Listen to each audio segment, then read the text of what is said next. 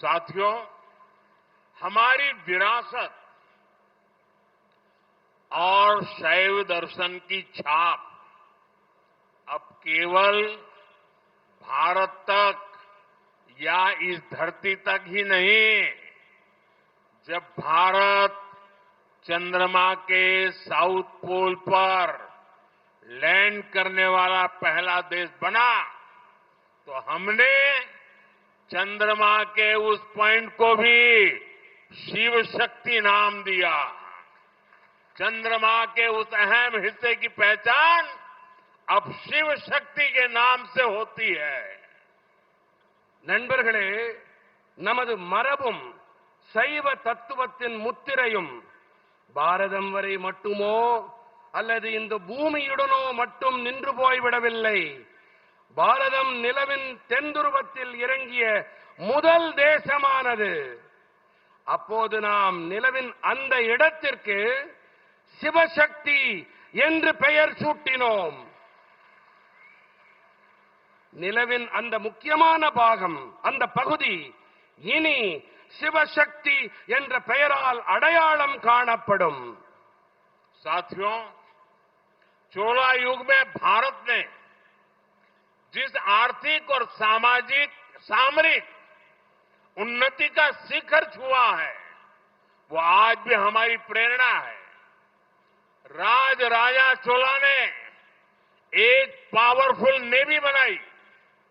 राजेंद्र चोला ने इसे और सुदृढ़ किया. நண்பர்களே, சோழர்கள் காலத்திலே எந்த பொருளாதார போர்த்திர உன்னத உயரங்களை பாரதம் தொட்டதோ அவை இன்றும் கூட நமது கருத்தூக்கங்கள். ராஜராஜ சோழன் ஒரு சக்தி வாய்ந்த கடற்படையை உருவாக்கினார். ராஜேந்திர சோழன் இதை மேலும் பலப்படுத்தினார், உறுதிப்படுத்தினார். उनके दौर में कई प्रशासनिक सुधार भी किए गए. उन्होंने लोकल एडमिनिस्ट्रेटिव सिस्टम को सशक्त बनाया. एक मजबूत राजस्व प्रणाली लागू की गई. व्यापारिक उन्नति, समुद्री मार्गों का इस्तेमाल, कला और संस्कृति का प्रचार प्रसार. भारत हर दिशा में तेजी से आगे बढ़ रहा था. அவருடைய காலகட்டத்திலே பல்வேறு நிர்வாக மேம்பாடுகள் புரியப்பட்டன. அவர் உள்ளூர் நிர்வாக அமைப்பினை சக்தியுடையதாக ஆக்கினார். ஒரு பலமான நிதி வழிமுறையை அமல் செய்தார்.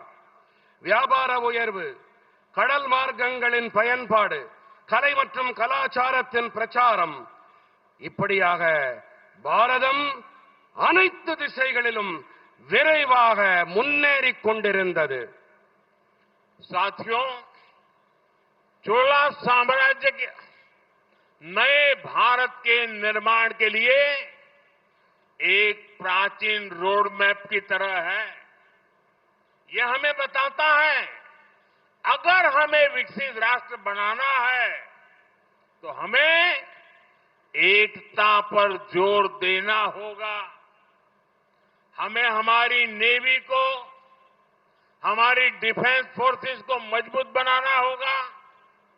हमें नए अवसरों को तलाशना होगा और इस सबके साथ ही अपने मूल्यों को, उसको भी सहेज कर रखना होगा.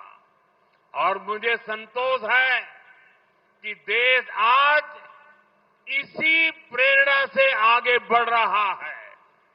நண்பர்களே, சோழ சாம்ராஜ்யம் புதிய பாரதத்தின் நிர்மாணத்திற்கான பழமையான சாலை வரைபடம் போன்றது.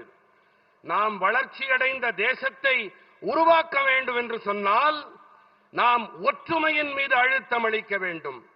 நாம் நமது கடற்படையினை, நமது பாதுகாப்பு படைகளை பலமுள்ளவையாக ஆக்க வேண்டும். நாம் புதிய சந்தர்ப்பங்களை தேடிக்கொண்டே இருக்க வேண்டும். மேலும் இவை அனைத்தோடும் கூடவே நமது விழுமியங்களையும் நன்கு பாதுகாத்து பேண வேண்டும். இன்று தேசம் இந்த உத்வேகத்தை தாங்கி முன்னேறி வருகின்றது என்பது எனக்கு பேருவகையை அளிக்கின்றது. பிளே ஸ்டோர் மற்றும் ஆப் ஸ்டோரில் இருந்து பாலிமர் செயலியை QR கோடு மூலம் பதிவிறக்கம் செய்யுங்கள். செய்திகளை உடனுக்குடன் பெறுங்கள்.